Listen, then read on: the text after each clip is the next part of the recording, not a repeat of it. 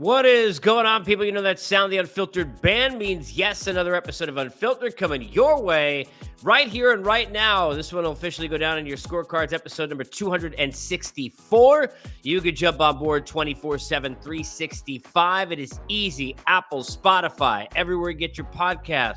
Artist formerly known as Twitter, X if you will, at Casey Stern, up into the bio, and there you can follow through to more content on the YouTube channel. Like, subscribe, tell your friends. We've got 263 into 264 episodes, interviews, conversations, rants, and much, much more. And thank you to the Unfiltered band. Thank you for wherever you are, and happy St. Patrick's Day to everybody here on a Sunday. Hope you're enjoying your weekend and doing it safely. I've got a lot to get to, and today the focus is, in fact, St. Patty's Day. It is having a little bit of a stroke of luck. We're going to hit Major League Baseball, and I'm going to take you around and give you some thoughts on what might happen to some of your favorite teams with a little bit of luck. But I want you to help me as well. Jump in on Twitter or X, or get in on the YouTube comments, shoot me a note, give me a reply, and let me know, with a little bit of luck,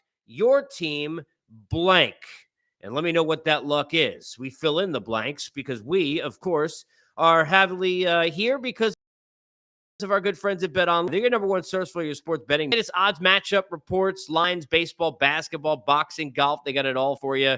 They're the fastest and easiest way to get all your wagers, live betting, favorite casino card games. They're all available right now, right from your phone. But get on the action on the website, the mobile, by using the promo code BLEAV. It's BLEAV. Why? You'll get a 50% welcome bonus on your first deposit. It is BetOnline, where the game starts. Again, I'm going to take you in a kind of quick St. Patty's Day style, a little bit of a special with a little bit of luck. I want to know your team with a little bit of luck, what might happen for them. And maybe it's short term, maybe it's long term, maybe you're still looking at some remaining free agents.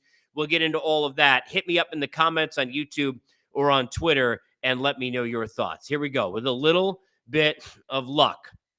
With a little bit of luck, Garrett Cole might only be out for 2 months. Still, more conversations last couple of days, everybody talking about it and discussing it, and he shut down for 3-4 weeks, and then they're going to reassess, and then they're going to figure it out, and there were reports that he's going to be out. They're hoping 10 to 12 weeks, 2.5 to 3 months, and that's if everything goes well, and hopefully it continues to be, like with the meeting with Dr. Neil Elatrash, that he gets to avoid Tommy John surgery. But even if he doesn't get the surgery, what does all this mean? We don't know. We're not doctors. This conservative approach, all the different things he's going to do, is it suddenly magically going to get better?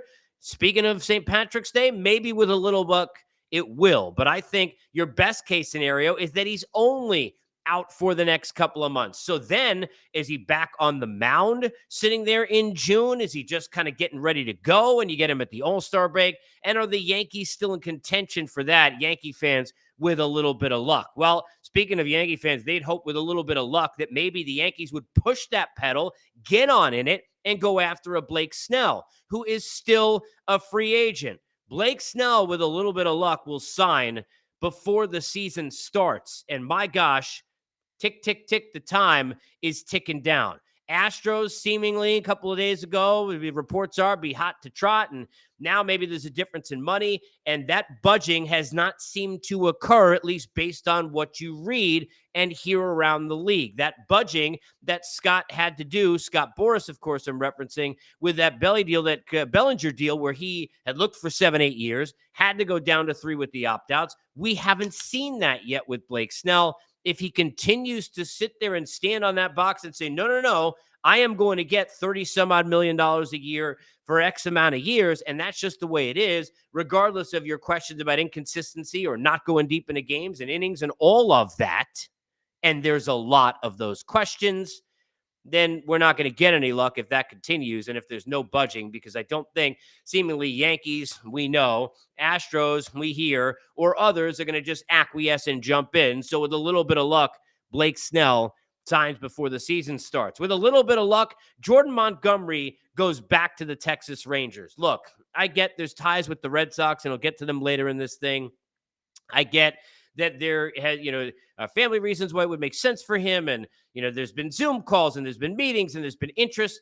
But I don't know if you've got a chance to go back to the Texas Rangers, and that gap, and seemingly it's not, because the Red Sox not bowling them over right now with money, is not that large, is not that severe. Why you're not going and finding a way to get back to you, babe, and go to Bruce Bochy and get to the Texas Rangers, who still have a terrific team and a chance to go repeat, but in a much better spot if Monty goes back because he's a fit. How many years do you have to give? Is it going to be an overpay? You're probably going to give a year more than you want, maybe, but I think for the Rangers, it should be worth it. For Montgomery, I think it's the best fit. With a little bit of luck, Monty ends up back in Texas. With a little bit of luck, the New York Mets will sign J.D. Martinez, because Mark Vientos hasn't had much luck in this spring training, and spring training means what it means. And that, to me, is more so if it means that you're a player who's a veteran, you're not performing well, whatever, you're just getting going. A pitcher, how do you feel? How's the PFP? Are you working on your pitches? If you're trying to fight for a job, and I've never seen you be consistent and you still can't hit, then we're going back to go 2 years on this pod. Every time I have mentioned this player, saying, look, he seems like a nice guy, but Mark Vientos has too many holes in the swing. He's a guy with power who's going to hit for power at AAA. And to me, it's just never going to be anywhere close to an everyday player with a lot of success at the big league level. And I am still going to stick to that. I think 5 years from now, 10 years from now, and I think he'll be on several teams after that, if I'm being honest, I don't think he's ever going to be more than a guy that in his best season is someone who is, a platoon player with a bunch of power who you're hoping makes a lot of contact. The Mets would be well served, I think, and hopefully that numbers come down. Get J.D. Martinez, give their lineup an opportunity. They're going to need a lot more than a little bit of luck to be successful this season, but I think J.D. Martinez a fit. Met fans, let me know with a little bit of luck, ... San Diego Padres and the New York Mets fans, not much luck last year. The Padres in 2023, what a nightmare it was. With a little bit of luck, 2024 may be a redemption song for the Padres and for their manager. And Mike Shildt, a guy who certainly a lot of people thought maybe deserved a little bit more of a chance and certainly some more wiggle room and leash the last time we saw him as a manager in this sport. And for the San Diego Padres last year, everything seemingly going wrong for them and the New York Mets, whose fans had lots of therapy and lots of alcohol, assuming they were of age, of course, on a day we talk a lot about drinking here on St. Patrick's Day. Let's be fair, be safe, be of age, etc. The San Diego Padres adding Dylan Cease is a big freaking deal. They've got a rotation that is nothing to sneeze at, that's got an opportunity. Now it comes down to, can they get the most of and get seasons from their offensive players being consistent, being healthy, but with a little bit of luck, and I don't know if it takes a lot more than that. Could be a little bit of a redemption season, 2024, San Diego Padres. You don't need luck when you've got magic. With a little bit of luck, Oriole Magic is a headline for 2024. And the only luck I think they need, and it's certainly something familiar for all teams, but I think the only thing for them, just stay healthy. These kids are going to grow and get better. They've got more coming in the holidays and others that we haven't even seen at the big league level have impact yet. You think about all the guys, the Rushmans, the Hendersons, and others we've seen who continue to grow, the addition of Burns, everything that has happened with that chemistry with that team. And they're like, you're sitting there, if you're watching, not listening to the podcast on Apple, Spotify, everywhere you get them, on the video, the hands clasped, they're like this. They're a tight group. And they're a group that's been together. They're a group that's been us against them, and nobody paid attention. And everybody thought, well, it's going to be eons down the road. And now here they are, push over the edge with Burns. I think the only luck they need is health. But I think it's great for the sport, and I think it would be lucky for the sport if Oriole Magic was a headline again in 2024. With a little luck, maybe this is selfish, Mike Trout will change his mind and somehow get traded by the end of the calendar year 2024, because for me, I can't figure this one out. I love Wash. I feel bad for a lot of the Angel fans. I don't understand what Artie Moreno was doing. They screwed up the Ohtani situation in so many ways. It would take hours on this show, and you can go back to some pods I talked about it, to even further how bad that deadline was and how much they minimized, not maximized, having a guy who was as talented as any player we've ever seen in this sport, who was sitting there healthy at the time, pre-injury, while pitching, getting nothing for him. And Mike Trout sitting there like, Tom Hanks in Castaway with no Wilson to play with the Angels makes no sense to me. So for me, selfishly, For everybody else, selfishly, fans of the sport, not Angel fans, can we please get this guy out of Anaheim, off the 5 freeway, away from Disneyland, and somewhere else? With a little bit of luck, nearby in LA, Ohtani and the Dodgers give us the greatness and the villainous that people don't want. Because look, I covered and was around those Golden State Warrior years with Kevin Durant. And in seeing all of that, as much as people like to complain about, how great they were and the super teams or why Durant went there and all the things that ailed, super in all of that, right? And I came back into that again. But they were so great for the sport. The Showtime element of it was so great for the NBA. And every time they came to town, anywhere else, I mean, forget it. I mean, far greater than just being a defending champ. And the Dodgers aren't in this case. It don't need to be because of what's going to come to town with the traveling show with Ohtani and Betts and Yamamoto and Freddie Freeman and so on and so forth. That to me, their greatness is great for this sport as much as you may hate it. So with a little bit of luck, the Dodgers will give us the greatness that you, if you're not a Dodger fan, are afraid of. I mentioned the Red Sox before. With a little bit of luck, maybe Netflix will let the Red Sox be on the undercard of Jake Paul and Mike Tyson come July, because I don't really want to wait to sit there and watch this put together documentary. I don't want to watch it at all because I feel so much having ties to Boston, both in college and covering them and being around that team and in that city so many times and for years, that I can't understand what it must be like to be a Red Sox fan right now. Please enjoy the Bruins games.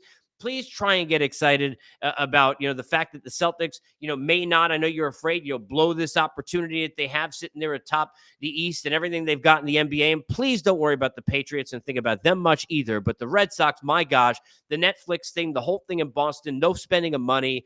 I can't understand it. Doesn't make any sense to me. And to me, let's put it in the land of not making sense, which to me would be certainly that situation. What is it? July 20, I think it is, with Jake Paul and Mike Tyson. Hello, Netflix. With a little bit of luck, someone will surprise into the elite of the elite in these two leagues. The NL seems to be so clearly the Dodgers, the Braves, and kind of maybe the Phillies.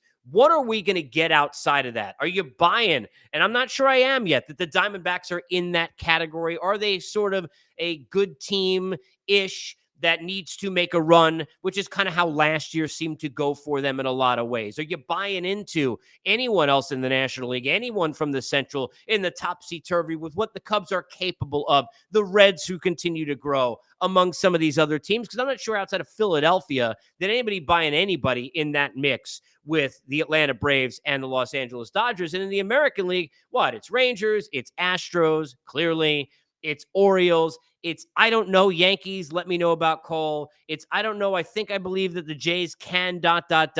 And what is Seattle and where else am I? Anybody in the Central? Anybody? The Rays certainly always seem to find their way in. What teams can creep in and give us those surprises and step among the elite this year? To me, with a little bit of luck, we'll get some of that. Always that drama, bring something better. And then I want to bring something to the better, to the best, and the best here. And with a little bit of luck, I'm not going anywhere sentimental. We all get health, and that's great. But with a little bit of luck, someone send me a George Costanza bobblehead. I am so jacked up. No, look, I am clearly not a Yankee fan, but amazing job by the Yankees with this promotion that they're having when the Red Sox come to town. I want to be a part of the Summer of George. If anybody gets a line in on an extra bobblehead, please. It's my favorite show of all time. I love George Costanza, probably my favorite character in any show all time. Although there's some others, Kramer in that show, Vic Mackey in The Shield, Jack Bauer, this will be a Tony Soprano. Anyway, but if you have those bobbleheads, send them too. But I want a bobblehead of George Costanza. Someone with a little bit of luck will send it to me here. From here out there to you, with a little bit of luck, what happens for your favorite team? Let me know. We're right here at Unfiltered, as always, presented by our good friends at BetOnline.